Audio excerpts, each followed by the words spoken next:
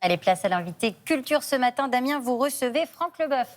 Absolument, Maud. Franck, bonjour. Bonjour Damien. Merci d'être là parce que, en fait, vous n'êtes pas du tout un matinal.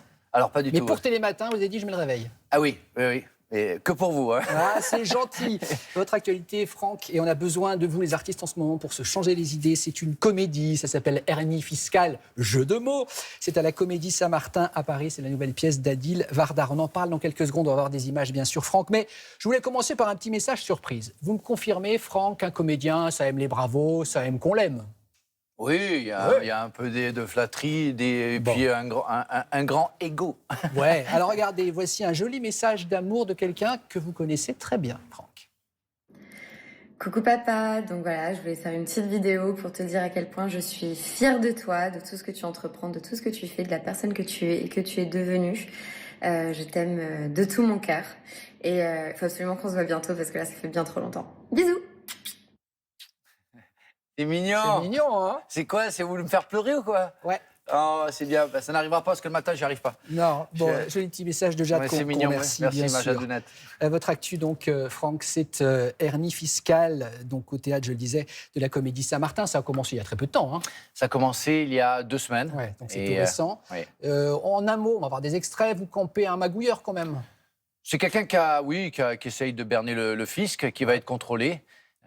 Sûrement, il vient de gagner 50 000 € au loto, donc il a essayé de se payer 2 jours de repos chez lui ou pas, on verra. On verra. Ouais. Et puis, en fait... Des boules, on peut dire, des boules.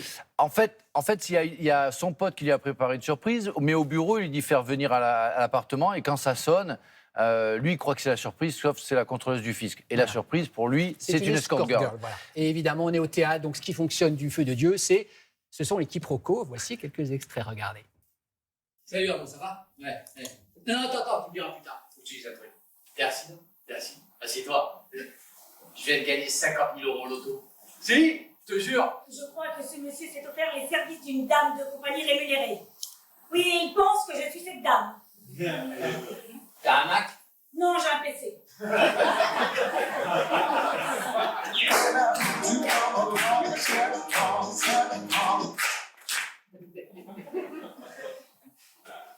En fait, toi, t'as le rythme dans le sang, mais t'as les artères bouchées. Je me faisais une réflexion, Franck, je me disais, pendant des années, vous avez joué au foot. Ouais. Là, maintenant, vous jouez la comédie. Ouais. Donc, vous aurez passé votre vie, le privilège à jouer. Ouais. Non, mais c'est vrai. Ouais.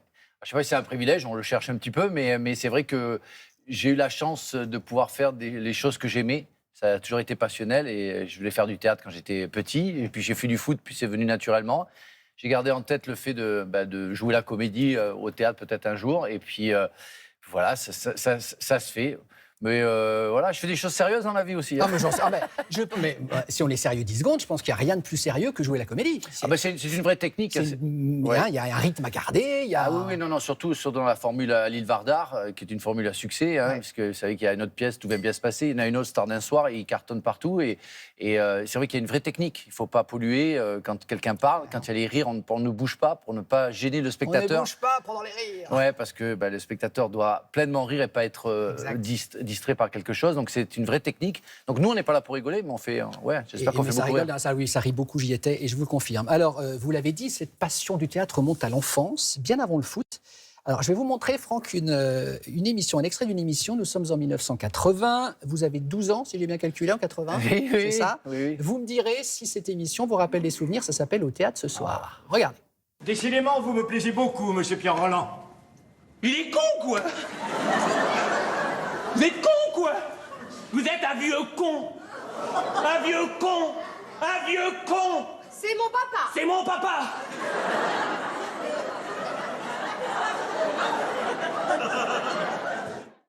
Oh non, mon Jojo.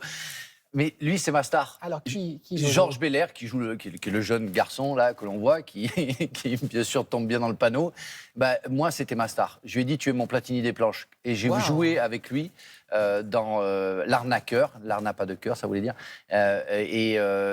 J'ai comblé un vide de jeunesse où j'avais envie de jouer avec ces gens-là. Micheline Dax, Lamaillan, Marin. Vous regardiez vraiment, Franck, au théâtre ce soir avec votre maman, je crois, dans le canapé. Oui, c'est ça. Mais c'était vraiment mes stars. Ils racontaient une histoire. Et j'avais envie, moi, de faire pareil. J'imaginais ce qu'il y avait derrière aussi, le décor, les couloirs, les coursives, la salle à manger, je ne sais pas ce qu'il pouvait y avoir, des chambres. Et Georges Belair, voilà, quand je l'ai vu avec Jean Lefebvre aussi. Jean Lefebvre, il y avait Jean Le Poulain, il y avait Jean Le Poulain, mais c'est Maria Paco. Ouf, là. Non, mais vraiment, c'est... voilà. Et moi, quand je regarde, je joue dans la vie, il est comme ça. Moi, je meurs de rire avec Georges Regardez si Belair. on a bien préparé cette émission. Georges Belair a un petit message pour vous. Regardez Franck, surprise. Bonjour Damien, bonjour Franck. Merci de me donner l'occasion de dire quelques mots à Franck Leboeuf. J'ai découvert un acteur magnifique, un acteur plein de talent, avec une force évidemment de comique, de présence, adoré du public. Et j'ai eu vraiment beaucoup de plaisir de partager cette affiche avec lui. Donc j'ai eu l'occasion de le connaître un peu mieux, de plus en plus, de mieux en mieux. C'est devenu un ami et j'allais dire presque un petit frère. C'est vrai. Que c'est joli. On est voisins en plus, et c'est vrai qu'on s'appelle tous les jours. Voilà, et tous les jours aujourd'hui, il m'appelle. J'ai eu sa femme aussi, Mimi Kern, Michel Kern, et c'est vraiment des gens d'une bonté extraordinaire, d'un amour Il est très extraordinaire. populaire, Georges Belair. Il faudrait qu'il vienne d'ailleurs nous voir Mais il a un fait week-end. énormément d'émissions de télévision. Mais je crois qu'il avait joué dans Médecin de nuit Il aussi. a fait Médecin de nuit, oui, mais il a fait aussi plein d'émissions de À la télé, télévision bien en tant que sûr. présentateur. Et il a ce regard qui frise, et c'était impressionnant quand on jouait. Je ne pouvais pas le regarder dans les yeux parce que j'avais envie de prendre un fou La rire. voix de Georges est tellement reconnaissable, la voix de Georges. Non, mais c'était On l'embrasse, mythique. Georges. Merci pour Ouais. la petite surprise. Je vous montre un petit photomontage, Franck. Oui. Regardez, Lino Ventura, Arnold Schwarzenegger, André Pousse. Ouais. Vous voyez sur quel terrain je vais vous emmener? Bah C'est ouais, du terrain. Hein. ouais, il y a le catcheur, il y a le bodybuilder et puis le cycliste. Ouais. André Pousse, oui. Bah oui, ça prouve qu'on peut faire plusieurs choses dans la vie, que c'est pas parce qu'on est footballeur qu'on est absolument bête et qu'on ne sait ni lire, ni écrire, ni apprendre Parce des que si textes. on se dit les choses franchement, Franck, vous aviez donc chevillé au corps cette envie d'être comédien. Vous avez été champion du monde, footballeur, on le sait, hein, pas besoin de le rappeler. Mais vous avez subi un peu l'ostracisme, le regard des gens du métier qui disaient mais qu'est-ce qu'il vient faire là, le footeux quoi. Est-ce que c'est ça en gros? Ben, pas des gens qui réussissent en fait, souvent ceux qui jouent jamais. C'est les jaloux. Bah oui, c'est un petit peu ça. Ça amène une aigreur. Je sais qu'il y a Monsieur Debré qui a fait une pièce aussi, qui a joué avec sa femme à la Gaîté Oui, Montparnasse. Jean-Louis Debré, oui. Ouais, et en fait, j'ai lu, après les footballeurs, maintenant les politiciens. Comme si c'était chasse gardée. Oui, c'est ça, qu'on avait le sang royal du comédien ou de l'acteur. Moi, j'ai appris pendant 1 an et demi à l'East Stroudsburg Institute à Los Angeles, à raison de 4 heures par jour, mon métier d'acteur. Donc, je suis autant légitime que ces gens-là. Ouais. Et j'ai joué 1400 fois au théâtre. Et quand on entend le footballeur, oh, puis moi, c'est amusant, c'est que maintenant, les gens qui ne sont pas forcément au courant, ils disent ah là là, quelle belle reconversion et vraiment bonne chance pour votre début de carrière. Ça fait quand même 13 ans. 13-14 ans, c'est ça. Non, mais ce sont la meilleure réponse, Franck. Ce sont les spectateurs qui se déplacent, qui payent leur place, qui vont vous voir. Ça fait 13 ans que ça fonctionne. Ça marche déjà très fort à la Comédie Saint-Martin pour Hernie Fiscale. Donc, vous avez une réponse.